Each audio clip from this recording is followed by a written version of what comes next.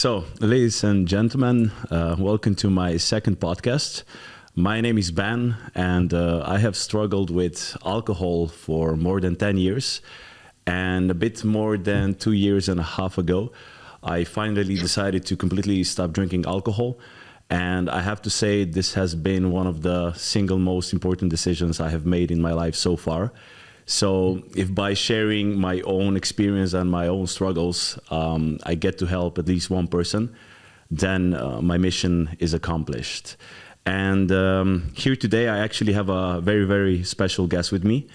And in order to introduce him properly, I actually have to read this so I don't miss anything. So he's a speaker, journalist, and former ESPN SportsCenter anchor and a Hollywood correspondent. Creator of blue light blocking glasses Swannies, and now I would say most recognized as an entrepreneur who helps casual drinkers reduce or quit alcohol with his programs 30-Day No Alcohol Challenge and Project 90. James Swanwick, welcome to my podcast. Thank you very much for having me. Yeah, thank you so much for being here. I really appreciate you taking the time. And yeah, I'm really looking forward to having this discussion with you. Amazing. So, let's do it. All right. First things first, I'm actually just curious, where are you actually based? I'm based in Medellin, Colombia most of the time, but I've been living most of the last 5 years between Venice Beach, California, Bali, Indonesia, and Medellin, Colombia. Okay, that's very interesting. What would you say is like the single best thing about living in Colombia? Well, it's on an East Coast time zone, so I like to do my business in America from Colombia. The cost of living is about 5 times less. It's the city of eternal spring is what they say about Medellin. It's always springtime. It's only a couple of hours flight from Miami. I'm still learning Spanish, trying to perfect it. So it's great to be in a Spanish-speaking country. I've got a lot of friends here. My businesses are all virtual. I can run them from anywhere. They're all online. There's no location-dependent parts of my business. So if I've got a choice, I'd like to live in those places that I like to live, as opposed to have to live in a place because of, I've got a storefront, for example, or a business that requires that I am in a certain location. So all of those things combined makes me really love being based in Medellin, Colombia, most of the year. Okay. Very interesting.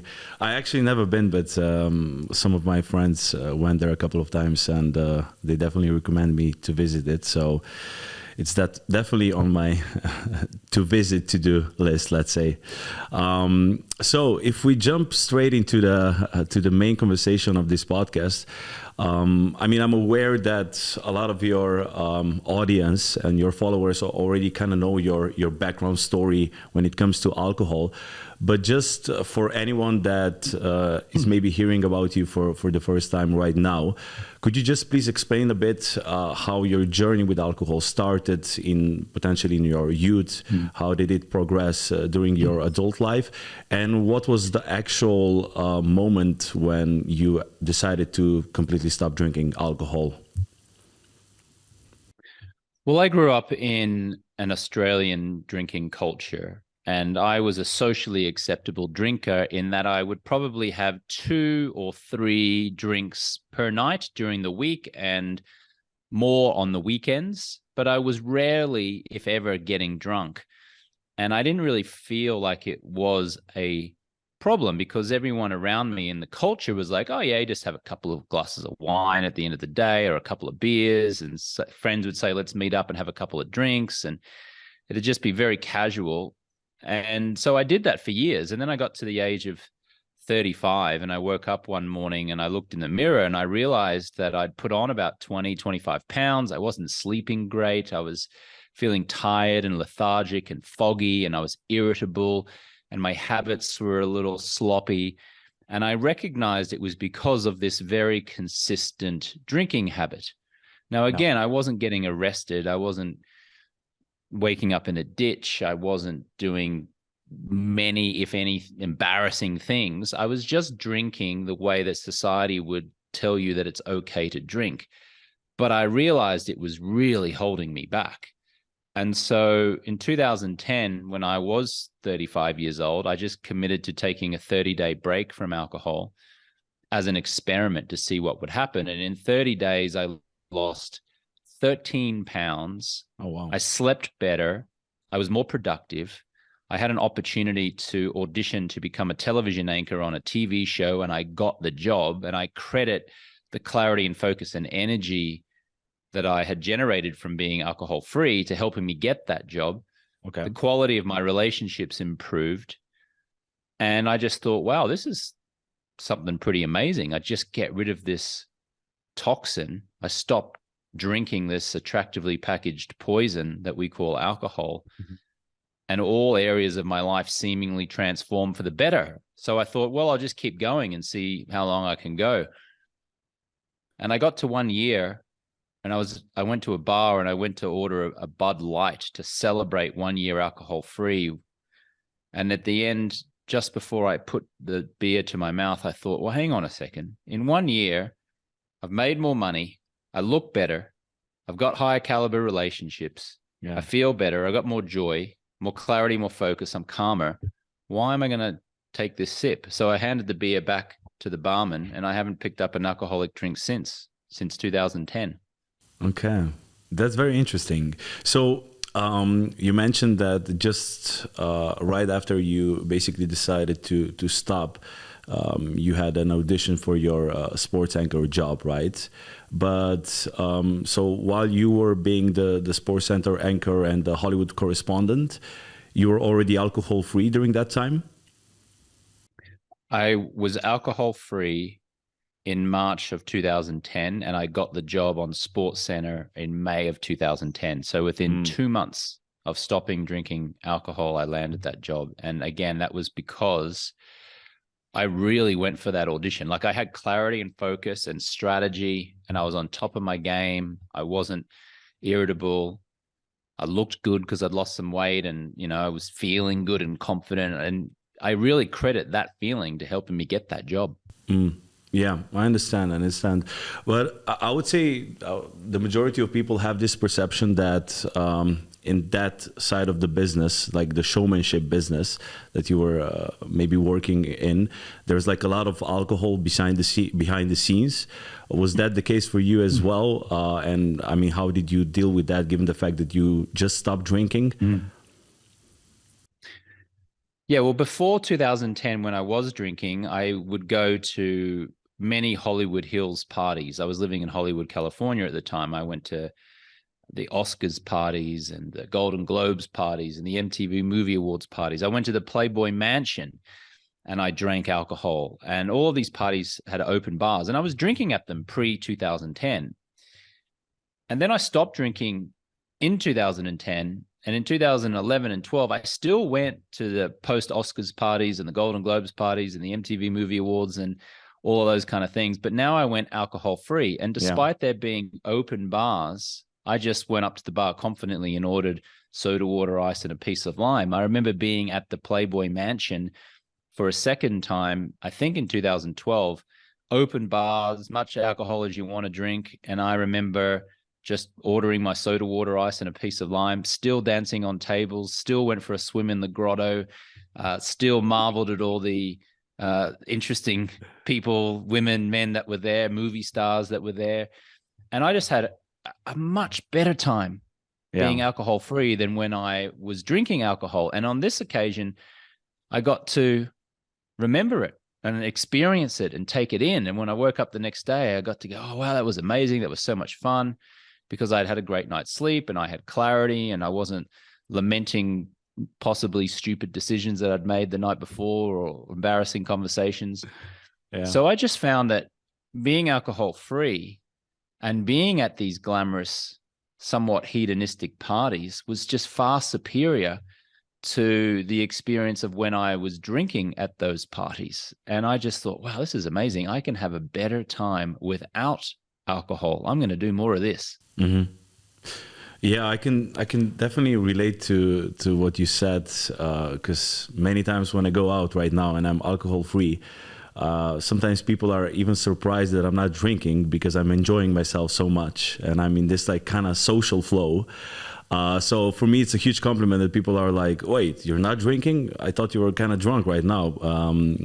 So I would say that's a good thing. But I'm curious to hear if maybe at the beginning, just when you stopped drinking, if you had like any social anxiety before going to these events. Because for myself, I would say right now I'm way more calm and relaxed and outgoing when I go there because I'm a bit used to it. But at the beginning, I guess it was not the case, right? So did you have the similar experience, or was it quite easy from you from the get-go? When I first stopped drinking alcohol, I was self-conscious. And I Okay. was thinking, what are people going to think? Are people going to think I'm an alcoholic? Are people going to chastise me? And in fact, I remember in the first week that I stopped drinking, I had a date with this lovely woman named Andrea. And I met her at the Jones Bar on Santa Monica Boulevard in West Hollywood on a Tuesday night. And I got to the bar 10 minutes before she arrived. And I asked the bartender if he would pretend to make me vodka sodas, even Okay. though I was requesting just soda water, right? Yeah. Because I was actually embarrassed to share with my date that I wasn't drinking. I thought, well, that's going to be awkward. Hmm. And so Andrea showed up at the bar and, she ordered wine and I ordered quote unquote vodka sodas, even though it was actually just soda water, Hmm. because I had this arrangement and this deal with the bartender. And she didn't realize that I wasn't drinking alcohol. But a few weeks later, it came out because one of her friends said, "Oh, James, you want me to get you a drink?" And I said, "Oh, no, I haven't drunk in like 3 or 4 weeks." And Andrea said, "Yes, you have. You drank on our first date." And I went, "Oh, no, actually, I just drank soda water." And she said, "What? So you pretended to drink vodka sodas?" And I said, "Yeah." And she was really upset with me. She thought that I'd misled her and lied to her, which in theory I did. Yeah. And that was a good lesson for me. It's like, just be upfront about it. You don't need to hide it. You don't need to lie. You don't need to mislead. Just confidently say, I'm not drinking. And that's often perfectly fine. People don't really care if you're not drinking. They just care if you're not having a good time not drinking. Exactly. So yeah, there was that initial awkwardness. And then when I went out with some friends to a bar and I told them I wasn't drinking, some of them gave me a little bit of friendly kind of ribbing, I guess you'd say. One Yeah. friend secretly put vodka in my drink and handed it to me. But just as I was about to sip, I looked at him and he had this guilty grin on his face. And I asked him, "Did you put alcohol in this?" And he went, "Oh, yeah, I did." And I just turned to him and I said, "Oh, you're an idiot." And I gave the drink back. And, that was an interesting experience because I was surprised at how my friends really wanted to trick me. Well, Hmm. some friends wanted to trick me into drinking. And I thought, isn't that ridiculous as well? But then after a few weeks, I got confident with how I was feeling and I got confident sharing with others that I wasn't drinking. And they just learned to accept it. And then they stopped encouraging me to drink. And most of them didn't really even care. And then after that, I just felt supremely confident about going out and being alcohol free in any situation. Yeah. Yeah, I guess the initial stages when you stop drinking are a bit hard, and I can definitely relate to that. But it's also quite funny that I had a lot of experiences like yourself that people would kind of like encourage me, "Oh, why you're not drinking? Like, just have one, just have one." And like you mentioned at the beginning, it's just like an attractively packaged poison, right? And it's a bit ridiculous that society has this inclination to even drink it, right? So I'm curious to hear, if you look back at your past when you were still drinking, what were some of the old beliefs you had about alcohol that kept you drinking and drinking, or were you maybe not thinking about these things at that time? When I was drinking, I thought drinking was cool. I thought drinking helped me in social situations. I thought that it helped me to relax. I thought it was necessary to create romance on a date. I thought it was necessary to do a business deal. I thought it was necessary to entertain my clients. I thought it was necessary to relax at the end of the day. I was wrong. I was 100% wrong all the time. It Mhm. wasn't necessary. And as soon as I removed the alcohol and I got some experience being alcohol free, I realized that I was able to relax at the end of the day without it. I was able to create romance without alcohol. I was able to do business deals without alcohol. I was able to entertain clients without alcohol. I was able to do all of these things without alcohol. And most importantly, without the consequences of alcohol. So I mistakenly believed that I needed the alcohol to create connection and friendships and to bond with friends or colleagues or staff or family members. I was wrong. I didn't need alcohol at all. I just got to create a great bond and great friendships with friends and colleagues and staff. And I did it all alcohol free. Yeah. Would you say with some of your friends from the past, let's say, that you were initially drinking buddies, are you still friends with some of these old drinking buddies, or with a lot of them you just kind of stop hanging out because you don't have this common thing called alcohol? Or what's the story here?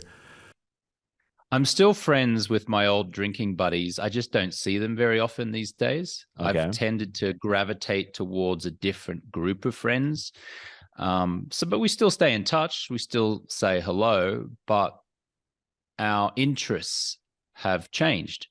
I'm now more into health and fitness and mindset and personal development, and I've gone along that path. And so I just naturally attract more of that type of person into my life, and I'm more attracted to that type of person. And my friends, my old drinking buddies, are just doing what they're doing, whatever they're doing, and they're attracting into their life the type of people that they want to spend time with. And that's okay. There's nothing wrong. There's nothing bad about that. Sometimes people drift apart. They're still my buddies, but I don't see them as often. And when I do, either we're not drinking at all, or they're drinking and I'm not drinking, and it's perfectly fine. Yeah. No, that's very, very good to hear. And yeah, it's also funny how you mentioned, I realized that since I stopped drinking alcohol, it's just kind of like a natural process that I'm attracting more people in my life that also do not drink. Especially I noticed that with women, and it's not something that I'm actually like really intentionally filtering when I'm getting to know them, but it's just like a natural process, which is very interesting. So we discussed a bit about like socializing without alcohol and the initial stages of like being a bit like anxious and fearful, but then getting used to it and actually enjoying the social situations even more without alcohol. But what about dealing with stress? Because if I'm talking with a lot of people, the two major let's say reasons that they drink is firstly to be able to socialize better and to be able to deal with stress. For example, coming to home after work and having a drink. Was this something that you were using alcohol for as well? And how did you then learn to deal and manage stress afterwards when you decided to stop drinking? Yeah, so I used to drink to manage my stress and anxiety until I realized when I stopped drinking that drinking was actually creating much of my stress and anxiety. The irony is that we drink to reduce stress and anxiety that drinking is actually creating. Yeah. And we get stuck in this vicious cycle. So when I became aware of that and I stopped drinking, what I found was that I was not nearly as stressed or anxious because I'd removed this attractively packaged poison and its toxins from my body, and therefore I was sleeping considerably better, and I felt calmer and I felt more relaxed. So I didn't end up feeling nearly as much stress and anxiety when I wasn't drinking compared to when I was. So that was the first thing. And then as I became alcohol free and I started to learn new modalities in life about health and fitness and mindset, I started to realize the importance of daily exercise, exposing myself to daily morning sunlight, drinking more than an adequate amount of water every day. I learned the practice of gratitude. I implemented a daily 20 gratitude exercise, which is writing down 20 things that I'm grateful for every morning. And what that does is it activates something in our brain called the RAS, which is the reticular activating system. And when you write down 20 things that you're grateful for every day, it trains the mind to now, throughout the remainder of the day, seek and see evidence of other things to be grateful for. And so when you're in a mindset of appreciation instead of expectation, stress and anxiety just naturally starts to fall away. Yeah. And so then as stress and anxiety naturally falls away, so does your craving for alcohol. The craving for alcohol starts to naturally fall away. So a combination of very healthy habits, including drinking lots of water, exposing myself to morning sunlight, writing down 20 things I'm grateful for every day, consistent exercise, positive mindset, in addition to some personal development programs that I enrolled myself in. All of those things reduced my stress and anxiety, which allowed me not to have a craving for alcohol in the first place. And I just started to feel so much more calmer and more relaxed, where alcohol wasn't necessary. Yeah. Well, that's very interesting. Yeah, I experienced that as well. I mean, also when you stop drinking, you have so much more time. So you can also better allocate the time to these daily practices. But I'm just interested to know, you mentioned that with the daily healthy routine and healthy habits, your kind of cravings almost completely decreased. But do you still get any cravings in any kind of situation? Let's say if you look back at the past year of your life. I've probably had 2, maybe 3 cravings for alcohol in the last 10 years. I remember I was on Bondi Beach in Sydney, Australia, and it was a Sunday afternoon, and it was about 5 o'clock, and it was summertime, and the sun was setting. And we met up with some friends, and we were in a restaurant or a bar right on one end of Bondi Beach, and it was called the RSL, the Retired Servicemen's League, and they freeze their pint glasses. So they put their pint glasses in a freezer. So when you order a beer, they'll pull an ice cold glass out of the freezer, and then they'll pour the beer into the glass, and it makes this beautiful crackling sound. And then you hold the beer and it's nice and cold. Yeah. And then, you sit out and you look over this magical view in Sydney, Australia, and you drink this beer. And I was with friends, and at that stage I was probably 6 or 7 years alcohol free. And I went, I went to the bar to order myself a soda water and also get a couple of my friends a beer. And I watched them pour this beer, and they handed me the 3 drinks, and I paid for it. And I walked back to this balcony where we're overlooking Bondi Beach. And I kind of, as I was handing the beer over to one of my friends, I thought, let me just have a smell of this. And I just kind of smelt it, and I was like, I could smell the beer. And I thought, oh, geez, I could smash this beer right now. It'd be nice to just down this beer because of that ice cold glass and the smell of the beer. And it's a Sunday afternoon and the sun's setting in Bondi Beach, and I'm with my friends, and it's like, oh, geez, I could drink this beer right now and that it would taste good. And that feeling lasted about 5 to 10 seconds. Okay. And then I handed the beer over to my friend, and then I picked up my soda water, ice, and a piece of lime, and I drank that. And then the feeling was gone. And I just went back to like feeling really grateful and terrific that I was with my friends looking over at this magical view. And I was alcohol free and feeling great and terrific, and knowing that I was going to sleep really well that night because I hadn't drunk, and then I was going to wake up the next day feeling really energetic and clear because I hadn't drunk, and I just felt really good. So it was, it was like a 5 to 10 second feeling where I remembered, that feeling of anticipation before having a drink, but then it was gone. And I haven't really, I don't think, craved a drink since. Okay. Interesting. Yeah, it's very interesting. Sometimes when I get a craving, also for me, it's very short time based. But when I look back, sometimes I feel, that couple of seconds before you actually have a sip of your first beer, it's probably the most exciting part of then drinking the whole night, because it's kind of like you're entering into this zone of being like completely free, and you don't care about any like social boundaries, etc. So I feel like, yeah, if you're able to get past through that craving, then I mean you're good to go, because everything else is so much way better in life without alcohol.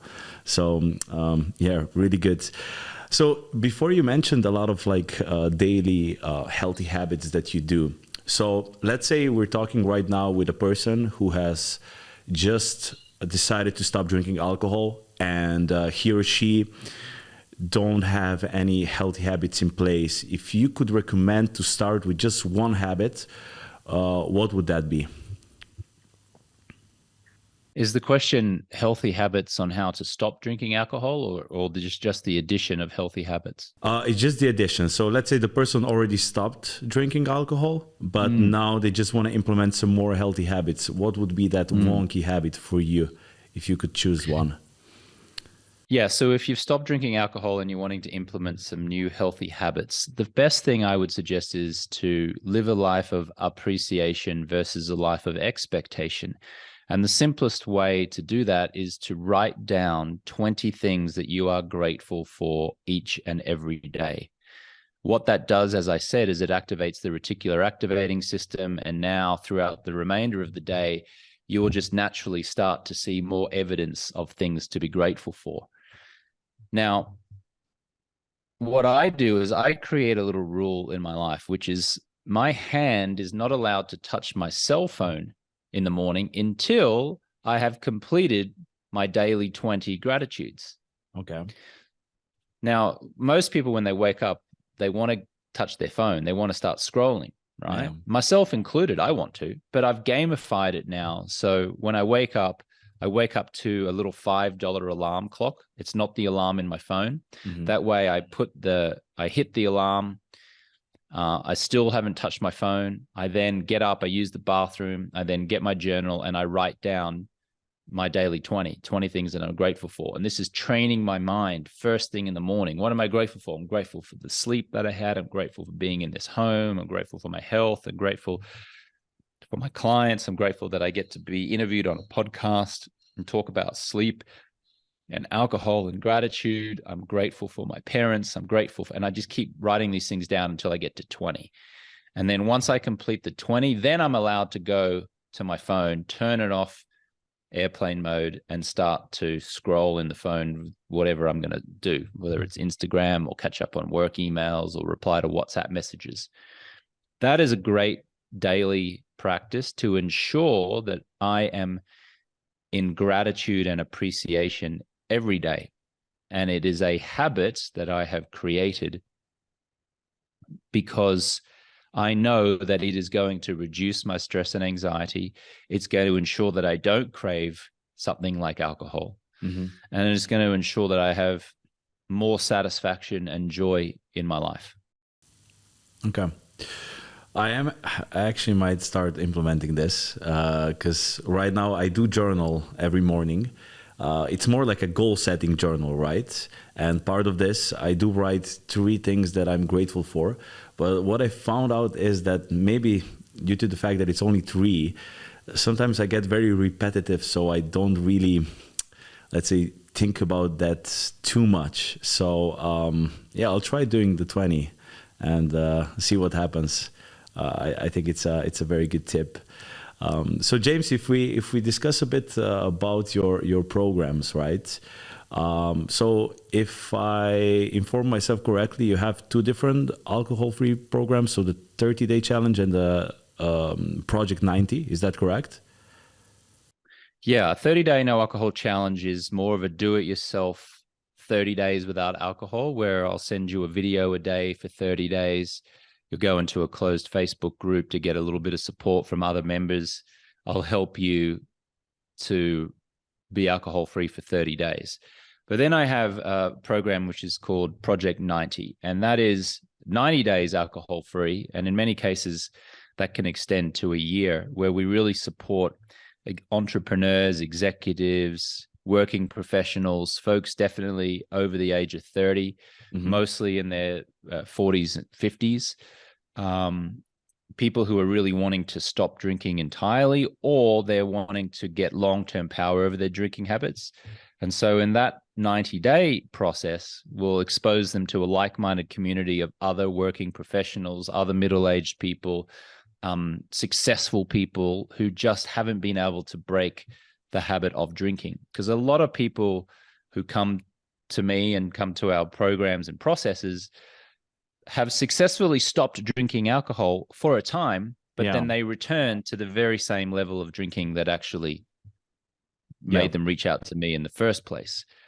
So there is a pattern of highly successful people in business who are just stuck with their drinking habits. They try to stop, they stop for a few weeks or a month, but then they return to the same level of drinking. And that's very common.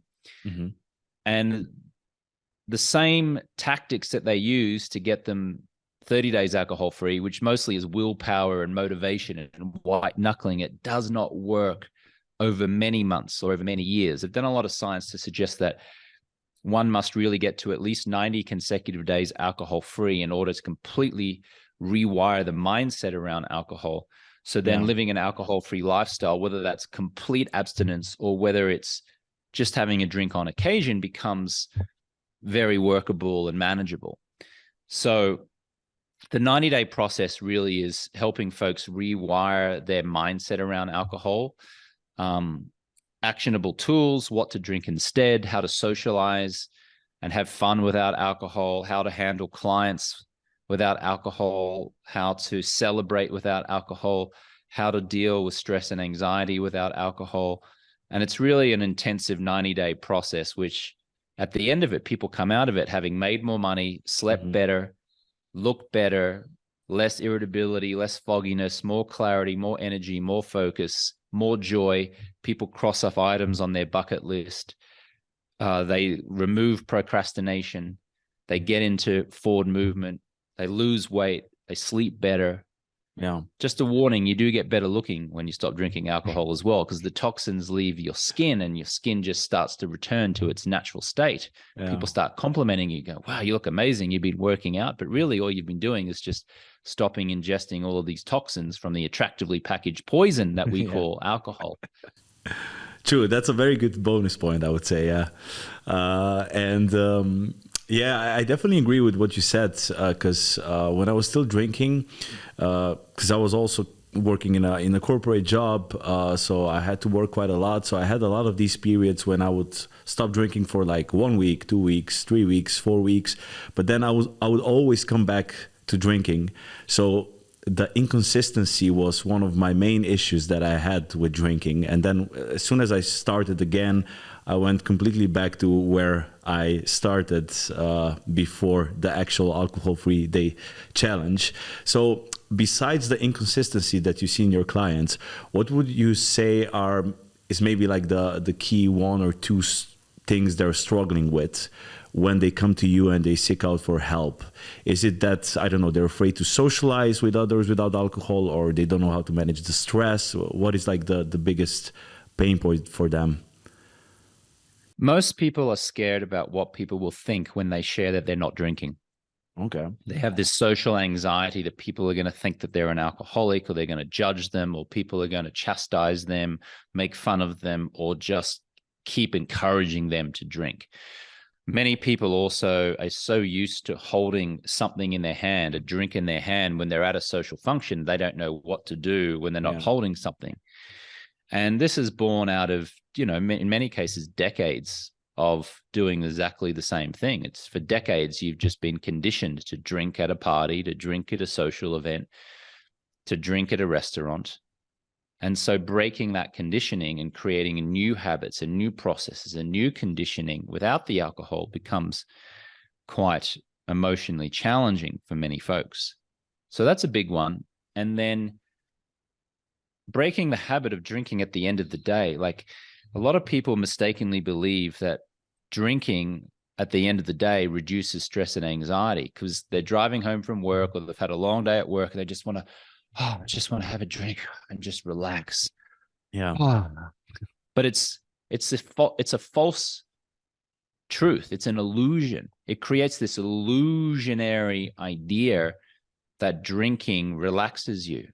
You think it does, but then the alcohol goes to work in your body. The toxins go to work. The liver now has to go to work to break down the toxins. And so it's not relaxing, it's working.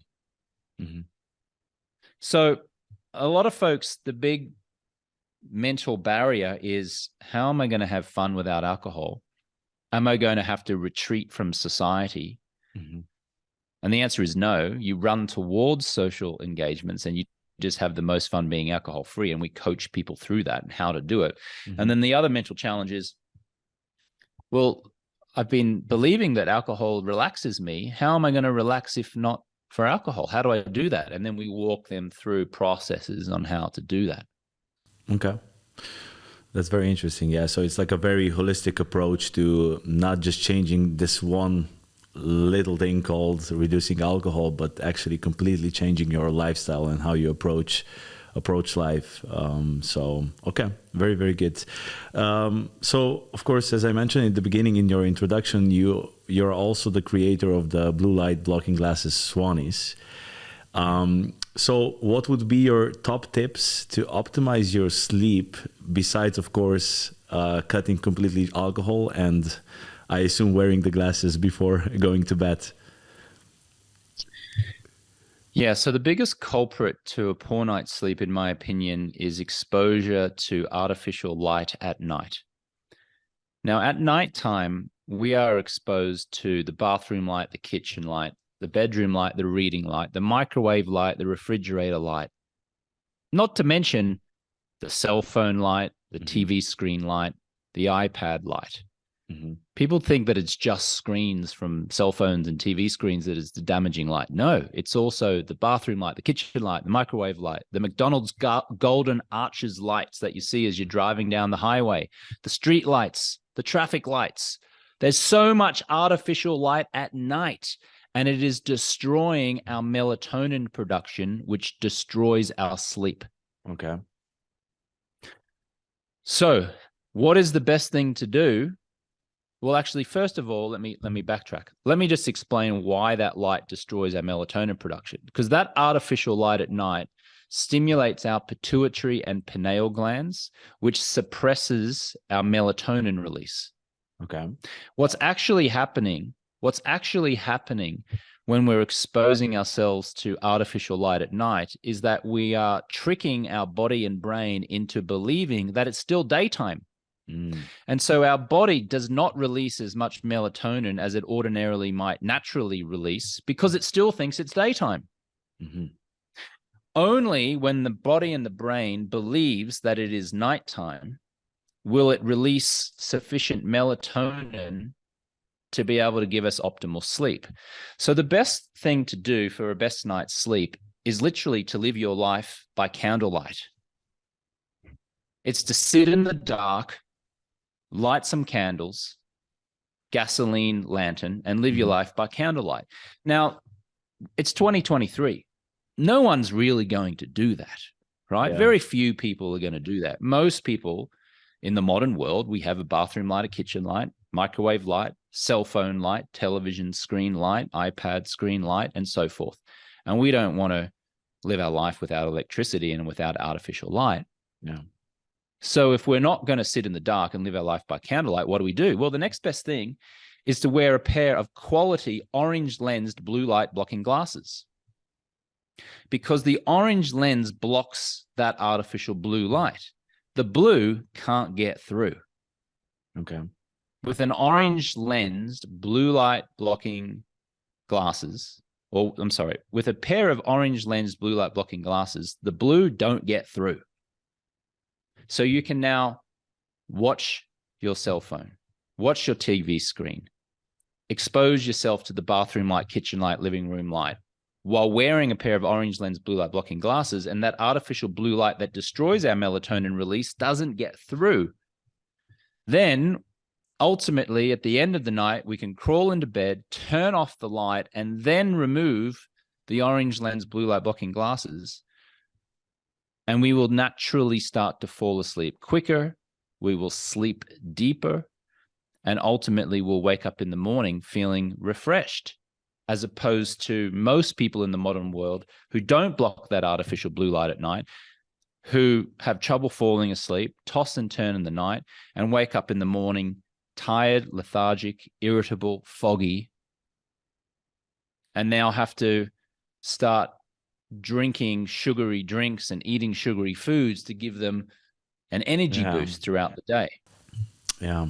And then it's like a self-fulfilling prophecy of this negative spiral when you need more coffee, and then in the evening you need alcohol to sleep. So it's kind of like a circle of negative habits. So yeah, I would say each year I grow older, the more I realize the importance of sleep. And I was actually just watching the podcast with Andrew Huberman, who was discussing the effects of alcohol on sleep. And it's like even now scientifically proven that the 1 to 2 glasses before sleep of, I don't know, red wine completely destroys your sleep, the REM sleep, right? So it's quite scary for me to think about all these days back in the days when I used to drink. Like, yeah, my sleep was really bad. James, I mean, obviously you have a lot of experience in life with alcohol, with business, relationships. But if you would say, is there anything right now in this moment that still presents to you like a big challenge in life or a bit struggle, or you feel like you're dealing with everything on a quite easy way, let's say? No, I still find many relationships challenging. I find myself too easily irritable, in my opinion. Okay. And a lot of that comes back to childhood trauma, which we all have to varying degrees. So I still find myself getting easily agitated and irritable at seemingly minor and trivial things. And so that's my challenge, to overcome that. Instead of reacting in the moment, how do I respond instead? Because reacting is allowing emotions to get the better of you, and responding is taking a pause, noticing that you're feeling these emotions, and then responding. Right? It's responding with thought as opposed to reacting without thought. Yeah. So for me, overcoming that requires ongoing personal development. I have a coach who I speak with once a week, and we talk about these things. Obviously, the daily 20 gratitude really helps and supports me. But I'm definitely finding that that's still the one thing that kind of nags at me. And candidly, or to be frank, it's not that bad, really. It's just, I was walking down the street the other day, and a motorcycle guy turned on his motorcycle and started revving it up, and it's like, "Arr!" And I just got so irritated by that sound. Or then it's a Monday and I'm doing some Zoom calls with staff, and then the lawnmower guy comes over and starts, starting the lawnmower and making obscene amounts of noise. And under my breath, I'm just saying obscenities, and things like that. So it's not like I'm yelling at people. I'm not. It's not even that I'm getting irritated at people. I'm just getting irritated by situations. And you may hear me say that and go, well, that's understandable. Those things are annoying too. And they are. Yeah. But I want to do better at how I handle those kind of situations. I want to get to a point where someone starts a motorcycle and revs it up and drives it at an obscene speed and terrible noise down the street, or a lawnmower man comes over and makes obscene amounts of noise, and I just observe it and go, oh, isn't that interesting? As opposed to now where I'm like, mother. Yeah. Yeah, that's interesting you mentioned. Yeah. And yeah, of course, I could say it's a very human thing to be annoyed by these things, but yeah, it would be nice to be in that place to not be irritated, but by these small things, we could say, right? But one thing that you mentioned before is something that I can like relate to it a lot. It's the childhood trauma, right? So, like even a couple of years ago, I was always thinking, "Oh, I have zero childhood trauma. My childhood was perfect, and nothing in my life was like fucked." But then, talking with a lot of like coaches and therapists, I realized that wow, like I think almost everyone has childhood trauma, right?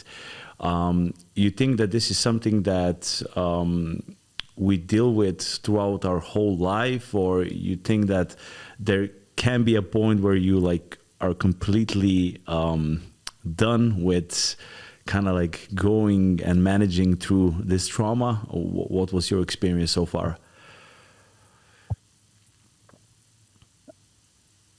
I know very few people who feel they've arrived Okay. or they've resolved everything.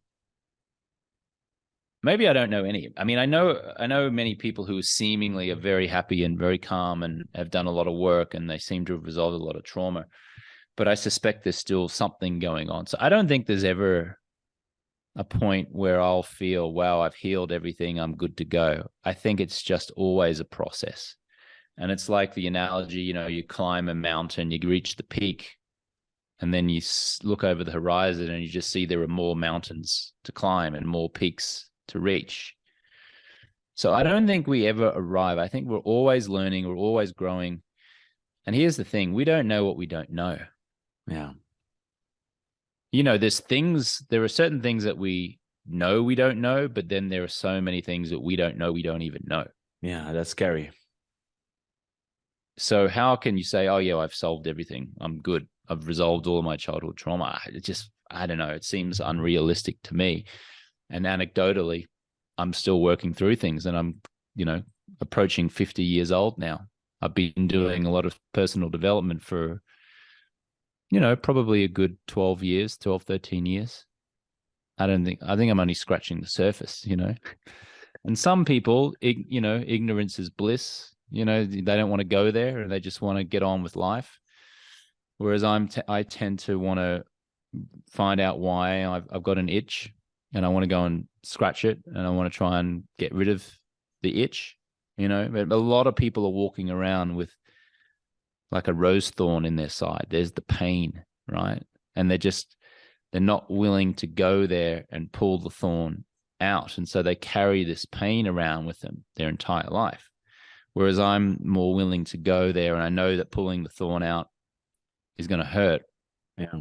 initially, Mm-hmm. but then afterwards I'm going to be all right. So that's kind of what I'm doing. I'm kind of going there and plucking out the rose thorns, knowing that it's going to sting, rather than just carrying it around with me my entire life. Okay. Very good. You just mentioned that you're slowly approaching 50s, right? But as I can see, you're like still super, super energetic. I would say you're growing older in a very good way. What would you say it's like the best thing about growing older? The best thing about growing older is the wisdom that you have acquired over many years. And now you have a different perspective, and you can look back on accomplishments or failures or past relationships, and that can now guide you in a much better, more efficient way moving forward from there. So it's the wisdom that comes from age. The other thing, as I've realized as I've got older and I have had more financial success or relationship success, or my health is improving, Mm-hmm. um, I start to feel satisfaction.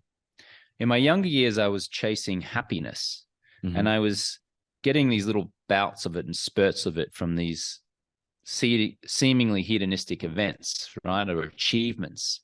Yeah. And they were very short and fast, and then they were over. And then I was back to kind of not appreciating things again and like trying to chase something to get a dopamine release. Yeah. Whereas now in later years, as you kind of move towards, or as I move towards 50, I'm realizing that I don't really want to chase happiness. I just want to feel satisfied. Okay. And when it's a great feeling to feel satisfied. It's kind of like, I feel satisfied. I'm good. Like my life is very pleasant. And some people may say, oh, I don't want a pleasant life. I don't want a satisfied life. I want an amazing life. Well, the thing is, my life is amazing because I'm feeling pleasant and satisfied, right? It's like, my stop drinking business is an example of that. I started that business in 2015. I started helping people in 2015. It took 7 years for that business to crack 7 figures, to be a $1 million business, right? It took 7 years. Yeah. And now it is flying. I mean, I'd be shocked if we didn't get to 8 figures, like a $10 million revenue business within 24 months, because it's just on a trajectory that's just flying, right? But I got to tell you, like, even though for the first 6 years, I was saying the F word a lot and, oh, this is tough and I want to give up. I'm so dissatisfied. I don't want to be in this business anymore. It's so hard convincing people to stop drinking and blah, blah, blah, blah, blah. Yeah. Now that it's having immense success comparative to the previous 6 years, I just feel a deep level of satisfaction and joy because of the struggle. I'm happy that it kind of was like a little bit spurts of growth along the way. And now it's seemingly going into the hockey stick. Yeah. As opposed to if I had just started this business and came out of the gate a million miles an hour, maybe I wouldn't appreciate it as much, So I think that's what I mean. It's kind of like the satisfaction of a life spent trying to build something and it taking some time and having some downs and some ups, but then getting the reward at the end of it. That's satisfying. Okay. Very good. It's a very good perspective. And I do agree with you. I think the things that come easy to me, I don't appreciate them, but all the struggles I had to put in, and for example, stopping drinking alcohol was one of them, is something that I can then appreciate and value on a much higher basis. So no, really, really good. James, we're slowly coming to the end of the podcast. So I have actually one last question for you. And I'm currently 28 years old. So my last question would be, what would be your advice to your younger 28-year-old self? My advice to my younger 28-year-old self would be, don't chase things and want or need the result so quickly. Okay. Don't go slowly, but don't go so fast that you don't enjoy the process. There's no point running around like a headless chicken saying, I've got to do this. I need to do this. I need to go quicker, faster. Don't go slowly, but you don't need to go at such a rapid rate that you end up making mistakes or you become stressed and anxious by it.